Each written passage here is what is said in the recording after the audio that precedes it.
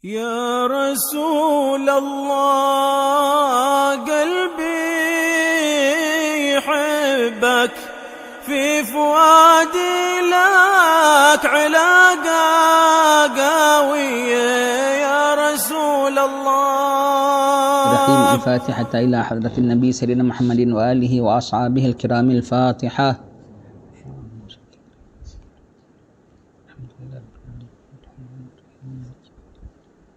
إياك نعبد وإياك نستعين اهدنا الصراط المستقيم صراط الذين أنعمت عليهم غير المغضوب عليهم ولا الضالين.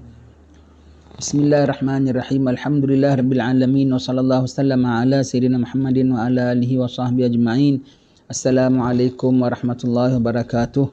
Alhamdulillah, segala puji syukur kehadirat Allah Subhanahu wa taala yang himpunkan kita pada petang ini dalam majlis baca kitab kita, kitab Syama'il, dalam usaha kita nak mengenal Nabi kita, mencintai Nabi kita, menghargai Nabi kita, supaya kita rela mengikut Nabi kita sallallahu alaihi wasallam dan dapat contoh akhlak Nabi sallallahu alaihi wasallam. Ketahui tuan-tuan, puan-puan sekalian, kita sekarang sudah sampai penghujung zaman, akhir zaman ya. Fitnah sudah melanda dengan banyaknya.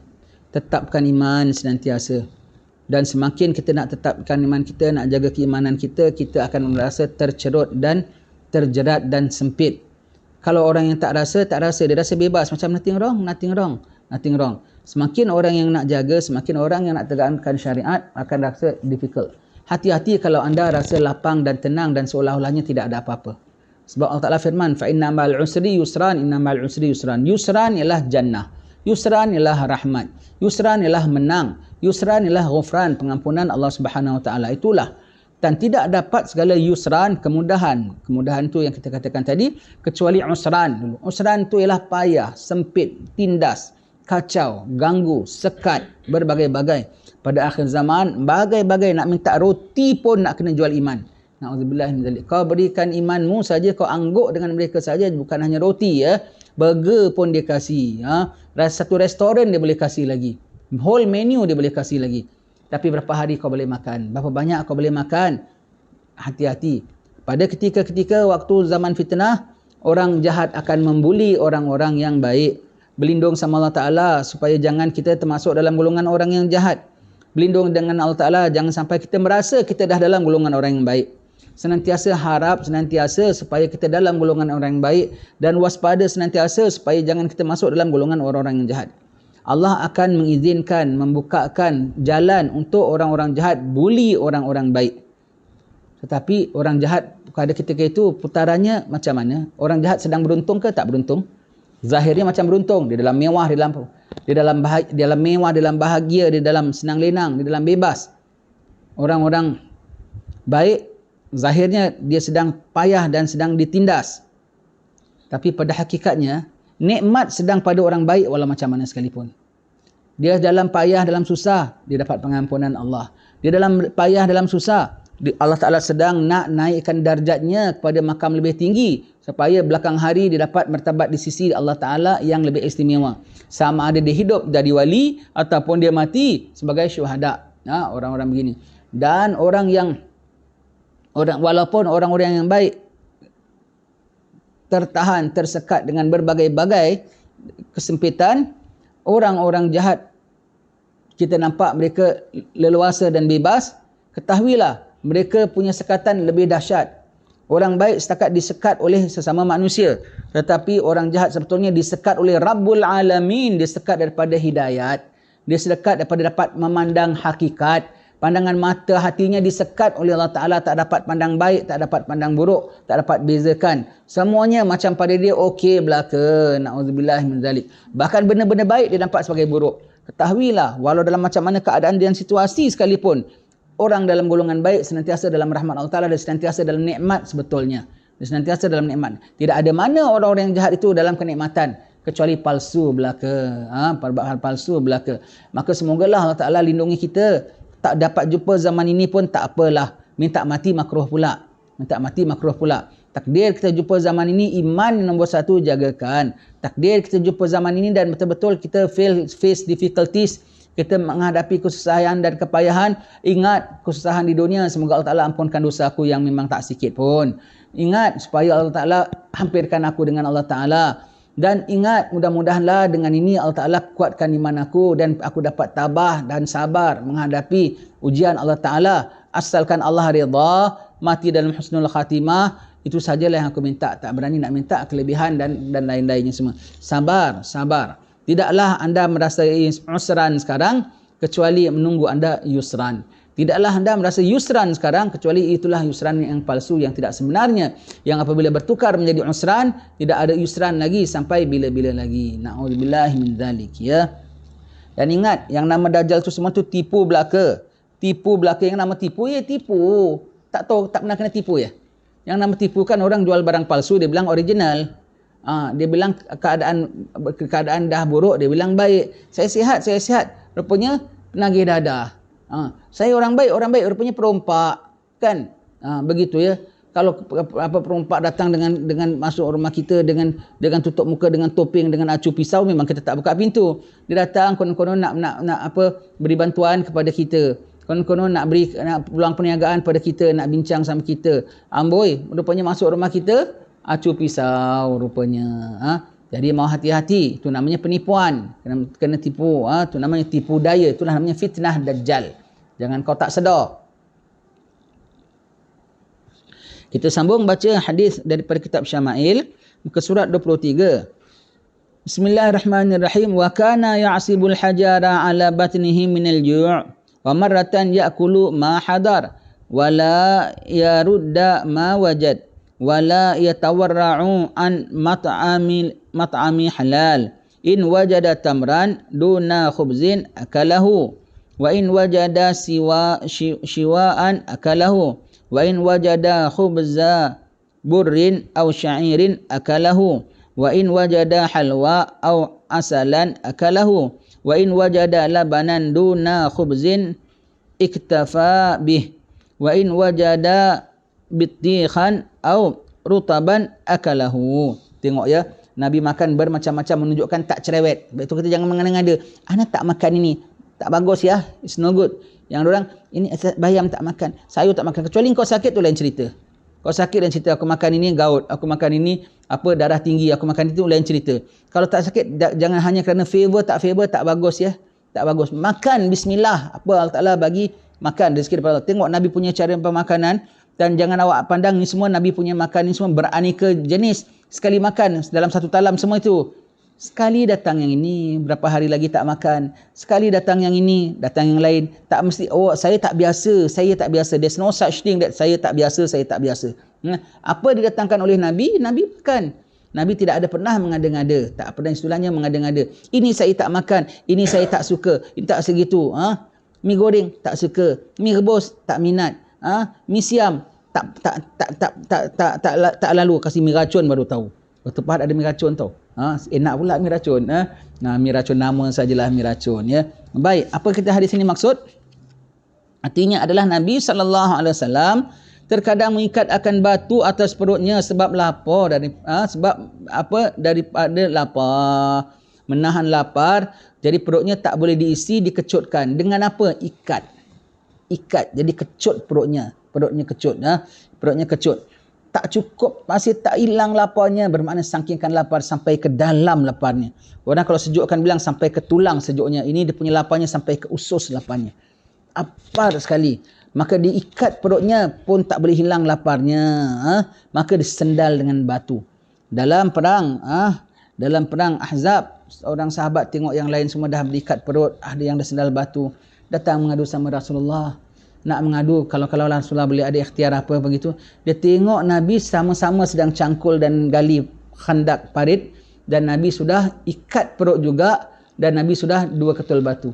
Bermakna kalau sahabat lapar, Nabi dah double lapar.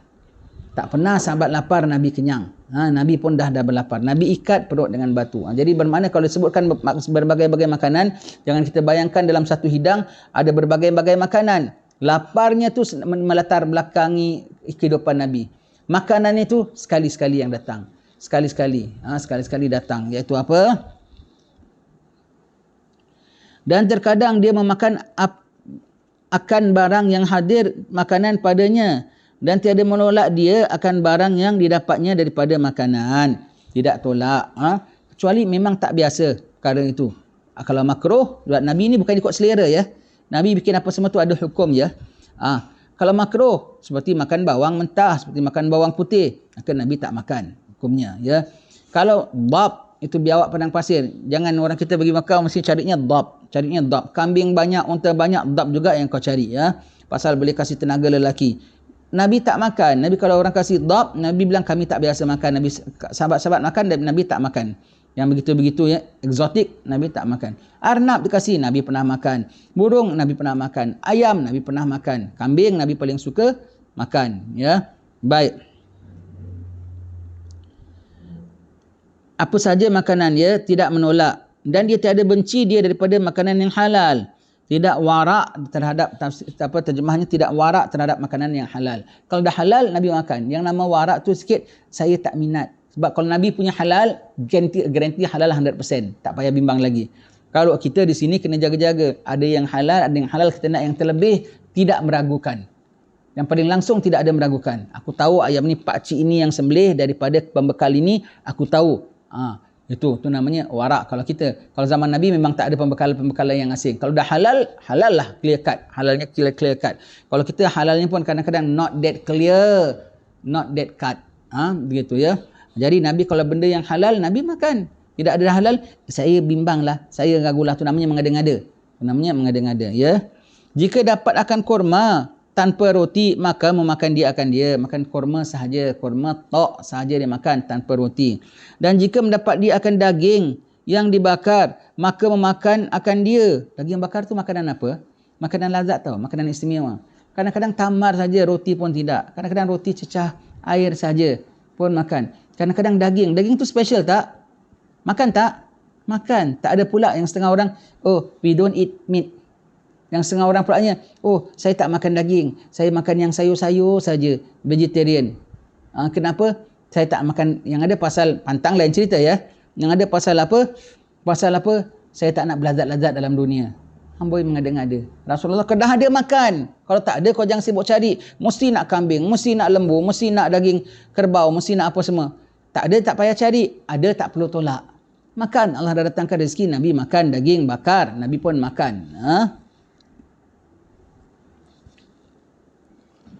Maka memakan ia akan dia. Dan jika mendapat dia akan roti gandum atau roti syair, maka memakan ia akan dia. Roti gandum kasar ataupun gandum halus pun makan juga Nabi kita SAW.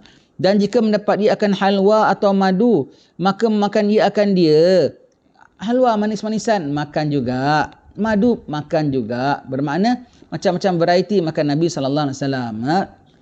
Dan jika mendapat dia akan susu kambing padahal tiada dapat roti, maka memadai dengannya. Susu kambing tak ada roti, cukuplah susu pun mengenyangkannya ya. Dan jika mendapat dia akan timun atau rutab, maka memakan dia akan dia. Bukan timun ya. Betih ni bukan timun tau. Betih ni tak ada dekat negeri kita. Betih ni dia punya pesen dia macam honeydew. Tetapi dalam dia macam betik. Dan rasa dia tak ada rasa apa langsung. Rasa dia tawar sekali, sepoh sekali ya.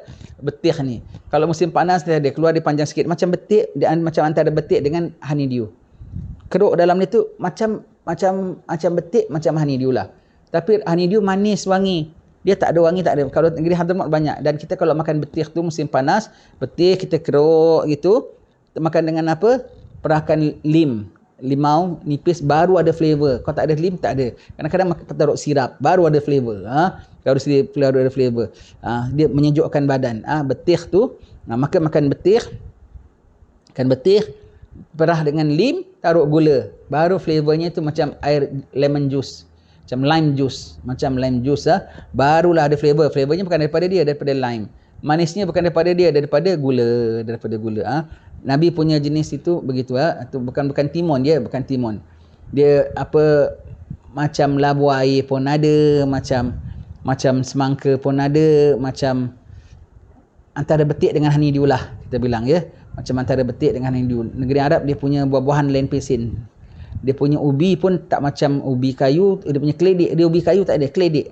Keledek dia pun tak macam keledek. Keledek dia punya serat punya banyak, ubi kayu pun kalah. Kita punya ubi kayu punya lagi lembut daripada keledek dia. Kita keledek lembut kan? Tu negeri Arab punya. Dia punya apa? Dia ada rasa macam keledek, tapi dia punya serat, dia punya keras dalamnya tu lebih keras pada ubi kayu kita. Pesen macam keledek.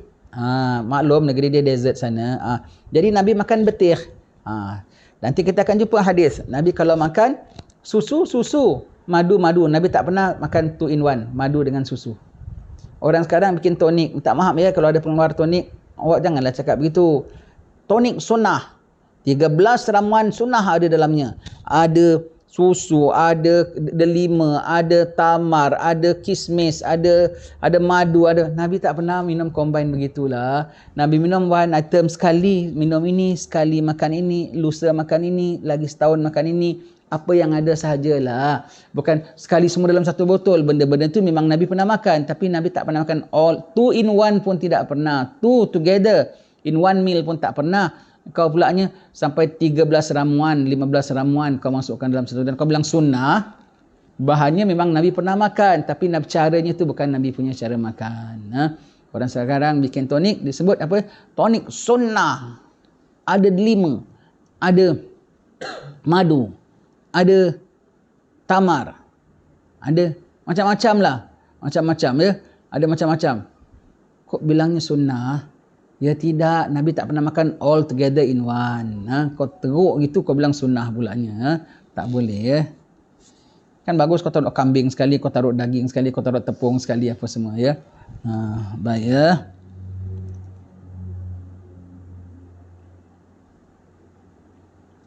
Salah satu yang Nabi suka makan apa tahu? Nanti kita akan jumpa sarit. Sarit kat Tarim sampai sekarang masih ada. Sarit tu apa? Roti diorang kan keras. Roti disiat-siat, taruh dalam mangkok, taruh sup kambing. Daging kambing tu pun sup kambing pun plain saja. Daging kambingnya pun disuir-suir saja, bukan potong-potong, disiat-siat saja taruh. Sampai kembang, makan pakai jadi macam bubur lah. Jadi macam gitu sarit. Kalau saritnya orang kita apa? Soto. Sebab pada habaib datang ke tanah Melayu kita, roti tu baru bagi kita. Orang Melayu dulu tak makan roti kan. Roti tu bukan makanan asal kita. Makanan asal kita nasi. Jadi nak ikut makanan sunnah, dia bikin apa? Untuk ganti roti pakai lontong nasi empit. Dan soto yang asal pun yang ada tak potong-potong kecil, keruk-keruk saja. Hancur-hancurkan saja. Kemudian taruh sop. Dan dagingnya ke ayamnya pun siat-siat saja. Soto lah yang paling mirip dengan sarit ialah soto. Yang paling mirip dengan sarit ialah soto. Kalau tengok macam sarit kita, cuma dalamnya bukan roti, dalamnya cuma apa? Nasi empit. Mereka dalamnya roti yang dah disiat-siat kembang, tu semua dia.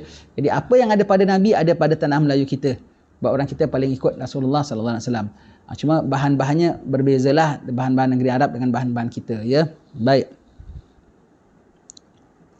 La ya'kulu muttaki'an wala ala khawan. Min diluhu batinu gadamai. Lam yashba' min khubzi burrin wala sya'irin salasata ayyamin mutawaliyatin hatta lagiyallaha isaran ala nafsih la fagran wala bukhlan. Baik. Adalah Nabi SAW itu tiada makan padahal dia bersandar dirinya. Nabi tak pernah makan sandar. Nabi kalau makan duduk kaki satu atas kaki kiri, kaki kanan angkat. Nabi kalau bilang aku hamba, maka makan cara macam hamba. Aku hamba makan cara hamba. Nabi Musa kalau minum air macam mana? Nabi Musa kalau minum air, ada air kat batu bawah, kat dalam kolam ke dalam lopak-lopak gitu, dia tak cedok naikkan atas. Dia turun minum macam haiwan punya cara minum, tawaduk punya cara minum, Nabi Musa punya cara minum. Nabi kita punya cara duduk begitu pulanya. Nabi Sulaiman raja besar. Kalau cari makan, kalau makan duduk sampai cari fakir miskin. Orang miskin dia duduknya dengan orang miskin. Semua itu adalah raja-raja, pemuka-pemuka di kalangan hamba-hamba Allah Subhanahu Wa Taala ya. Nabi tidak pernah makan dengan bersandar. Jadi kalau kita makan rumah orang ada sandaran pun jangan terus sambil bersandar, makan buah ke makan apa yang sandar. Dan ulama kaji Nabi buat itu rupanya kalau makan sambil bersandar tak bagus untuk paru-paru, untuk dada kita. Jadi ada mengganggu apa kita sedang tengah berehat kemudian dipaksa kerja. Jadi diri tegak, diri tegak begitu ya. Baik. Nabi tidak pernah makan menyandar dengan sandaran. Dan tidak juga makan di atas khawan, yakni tempat yang ditinggikan, dan hanyalah dia makan atas safrah. Makan safrah tu sunat, dia makan ada safrah sunat. Sebab itu orang Arab dia makan macam mana sekalipun ada safrah, walau tipis plastik sekalipun ada safrah tu sunat. Jangan makan tak ada bentang safrah tu sunat. Dia makan safrah ada fadilat-fadilat terkhas, saya tak ingat apa fadilatnya, tapi makan ada safrah. Jangan tak ada safrah, makan mesti ada safrah. Baik, makan ada safrah, dan itulah kiranya meja Nabi. Tidak ada yang ditinggikan. Yang ditinggikan apa? Seperti duduk bawah, ada Arabic table kan? Itu Arabic table, not Rasulullah punya table. Macam meja Jepun begitu kan? Itu tidak. Makan bawah, betul, atas lantai. Meja Nabi itulah safrah yang tipis tu. Meja Nabi itulah safrah yang tipis itu, ya. Dan adalah sapu tangannya itu 2 tapak kakinya. Makannya cuma roti, tak ada apa, lauk pun sikit. Lepas tu ada sikit-sikit bekas. Tapak kaki je gosok gini je. Tu. Jadi tisunya lah tapak kakinya yang mulia menjadi tisunya, ya. Nabi kita sallallahu alaihi wasallam. Dan tiada kenyang dia daripada makan roti gandum, dan tiada kenyangnya daripada makan roti syair, iaitu gandum yang kasar, ya. 3 hari berturut-turut hingga mendapat dia akan Tuhannya Allah, yakni hingga baginda wafat. Tak pernah makan 3 hari berturut-turut kenyang, ya. Setengah riwayat mengatakan bahawa 2 hari turut-turut pun Nabi tak kenyang, kecuali pernah makan kenyang hadir jemputan orang. Ni hari makan dan besok makan. Yang sendiri punya tak pernah sampai tak pernah 2 hari. Tak pernah 2 hari. Dan ikut hadir orang pun tak pernah sampai 3 hari berturut-turut. Tak pernah sampai 3 hari berturut-turut. Ya, baik. Dan adalah yang demikian itu kerana melebihkan orang lain atas dirinya. Iaitu apa? Sahabat-sahabat banyak yang miskin. Ada share dengan orang sampai Nabi dapat portion begitu. Share dengan orang sampai Nabi tak ada apa nak makan. Bukan kerana dengan ikhtiarnya. Dia pilihnya. Bukan pasal Nabi apa. Nabi ada makanan tau. Kalau masa hari wafat Nabi SAW, ditaksirkan harta Nabi, tanah kebun tamar berekar-ekar. Kambing beribu-ribu, emas berkati-kati. Mana tu semua? Khumusul khumus, daripada bahagian harta rampasan perang. Peruntukan untuk Rasulullah SAW. Mana itu semua? Itu jam dapat, itu jam juga Nabi bagi kepada orang. Ya. Apa yang masih ada pada Nabi? Baju besi Nabi pun gadaikan pada orang Yahudi. Kenapa? Untuk bayar cagaran harga gandum. Bukan untuk Nabi pun, sahabat datang minta. Nabi tak ada gandum nak beli, tak ada duit nak beli. Maka Nabi suruh dia ambil hutang. Orang Yahudi tu tak nak terima hutang kecuali dengan gadai. Maka Nabi punya baju besi Nabi gadaikan. Bukan untuk Nabi pun, untuk keluarga sahabatnya. Ya. Jadi bukan pasal Nabi apa-apa. Kalau Nabi nak lebihkan untuk diri dia dan keluarganya, kemudian orang lain dapat bakinya pun boleh. Tapi Nabi mendahulukan orang lain. Bukan kerana apa-apa ataupun kerana kikir. Yang ada orang miser tau. Sampai diri dia sendiri pun tak makan. Yang ada pelokek. Ini orang putih sebelah miser. Miser ialah bukan hanya terhadap orang tau. Terhadap diri dia pun dia tak nak pakai. Tak nak pakai. Kereta ada besar, boleh duit kita besar, tahan kita paling buruk dia pakai. Bukan tak nak, bukan tak ada mampu. Pasal apa? Sayang nak keluar adik dia. Itu orang bilang apa? Duit di Mesir macam roda kereta lembu. Macam besar sekali dia rasa. Kepingin nampak cendol. Dah tak jadilah. Air putih sudahlah. Nak beli mineral water pun cari water cooler, minum water cooler. Punya pelokek, tapi duit asyik kira. Bajunya punya buruk. Baju zaman tahun 70-an dia masih pakai. Bukan pasal zuhud tau. Pasal pelokek. Nak beli baju, sayanglah. Lain ya. Zuhud lain, pelokek lain, papa lain. Papa lain ya. Dan Nabi ini dengan pilihannya, kerana zuhudnya tidak kerana kemewahan dan kerana melebihkan orang lain. Kerana melebihkan orang lain ya, kerana melebihkan orang lain. Begitulah Nabi kita sallallahu alaihi wasallam ya. Sifatnya sungguh mulia, tidak mementingkan diri sendiri, sampai begitu sekali Nabi kita sallallahu alaihi wasallam. Yibul walimata wa ya'udul marda wa yashhadul janaiz wa yamshi wahdahu baina a'daihi bila haris. Adalah Nabi SAW memperkenalkan panggilan walimah, yakni jamuan orang berkahwin atau lainnya. Orang panggil walimah, celebration, sambutan, kerayan. Itu namanya walimah. Walimatul urus itu maknanya pengantin. Majlis pengantin. Nabi pergi Dan walimah-limah lain pergi. Bermakna apa tahu? Nabi sosial campur orang. Tidak, Nabi tak campur orang. Pergi sosial yang baik punya walimah, yang kerakyaan, yang patut-patut pergi. Bahkan Sayyidina Umar bilang, kalau hidup tak kerana undangan-undangan gini, aku tak kuasa nak lama-lama kat dunia. Kerana jumpa-jumpa kawan, itulah ada seronoknya sedikit. Ya. Kemudian dan ziarah dia akan orang yang sakit. Agak-agak yang Nabi ziarah ni orang lebih mulia pada Nabi ke tak mulia, Nabi lebih mulia pada dia? Tak ada satu orang pun yang lebih mulia daripada Nabi. Kan? Nabi terpaling mulia. Segala yang Nabi ziarah, Nabi kunjung semua adalah di bawah Nabi. Jauh di bawah Nabi. Dan Nabi kunjung. Tak kiralah fakir miskin kah, orang merdeka kah, hamba sahaya kah, Nabi ziarah orang sakit. Dan hadir dia akan jenazah. Orang jenazah Nabi hadir, orang ke bumi Nabi ikut, ya, iringkan jenazah, ya. Dan berjalan dia padahal dia seorang dirinya di antara perhimpunan beberapa seterunya dengan tiada orang yang mengawal dia. Tak ada bodyguard. Tak ada bodyguard. Nabi jalan sendiri. Bukan orang guard Nabi, Nabi guard orang. Kalau dalam perang, Nabi guard sahabat-sahabat. Pernah di Madinah Al-Munawwarah, tengah-tengah malam tak tahu ada dengar bunyi geger, bunyi apa gemuruh. Tak tahu apa bunyinya. Bukan Nabi bilang, pergi periksa. Kalau kita begitulah, ya. Nabi terus capai kuda satu sahabat. Ketika itu tengah tak ada kuda, Nabi capai kuda satu orang sahabat. Nabi capai, pinjam sekejap, Nabi capai. Nabi pacu. Yang lain baru keluar, Nabi dah round Madinah sendiri. Sendiri round, dia balik, tak ada apa-apa sudah. Nabi. Kenapa? Kalau ada musuh ke apa kan, Nabi maknanya yang tentang dulu kan. Nabi sendiri, single-handedly, personally. Nabi pergi jaga. Dan Nabi jalan tengah-tengah pasar mana sendiri, tak ada bodyguard. Dan musuh banyak tak? Banyak orang-orang Mekah masih boleh datang Madinah ketika itu. Masih boleh datang ke mana, boleh bebas keluar masuk pada ketika itu, ya. Tengah-tengah musuhnya. Hatta di tengah perang pun tak ada bodyguard khas Nabi kita sallallahu alaihi wasallam. Dan begitulah yang dipakai oleh khalifah-khalifahnya berikutnya seperti Sayyidina Umar Al-Khattab semua. Ada orang datang cari tengok mana rumah khalifah kamu. Itu dia. Tengok, itu mana istana pemimpin kamu, amir kamu. Ini kan istana, tengok rumahnya punya kecil. Rumah dari tanah macam rumah tarim gitulah. Rumahnya punya kecil. Mana dia? Tengah tidur bawah pokok tamar. Sudahlah, tak payah cakap lah. Dia tidur sendiri, badan berbantalkan lengan gitu, tak ada beralas pun. Gini aku tak payah nak pertikai lagi lah. Kalau orang dah begini punya rasa confident dan mana-mana dia tak ada musuh dan dia tak laksanakan amanah. Dia gitu berasa, kalau orang takut kena bunuh orang, takut kena tikam orang, pasal apa tahu? Dia tahu orang dendam dia.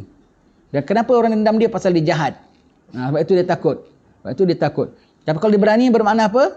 Tak ada siapa nak tuntut dia. Kalau orang tak yang nak bunuh dia kecuali orang jahat. Tak ada yang bunuh dia kecuali orang jahat saja, ya. Maka dia itu dibela oleh Allah Ta'ala. Rasulullah tak ada perlu bodyguard. Dia guard. Bahkan Nabi baru pindah ke Madinah. Nabi tengah malam, kenapa kecoh-kecoh? Tengok rupanya sahabat dia orang form rukun tetangga. Form rukun tetangga rela. Untuk kawal Nabi malam-malam. Takut musuh daripada Mekah datang kejar cari Nabi. Bahkan baru hijrah kan. Orang cari-cari Nabi masih dendam kan. Nabi bilang, dah tak apa. Balik semua balik. Allah jaga aku. Tak ada perlu satu pun security guard jaga rumah Nabi SAW. Berani tak Nabi? Berani. Dan jujur tak mani Nabi? Amanah tak Nabi? Itu semua tu menunjukkan bersihnya Nabi. Itu tak payah takut orang-orang siapa-siapa pun nak ancam Nabi. Bersih sekali, pure. Serah kepada Allah Ta'ala.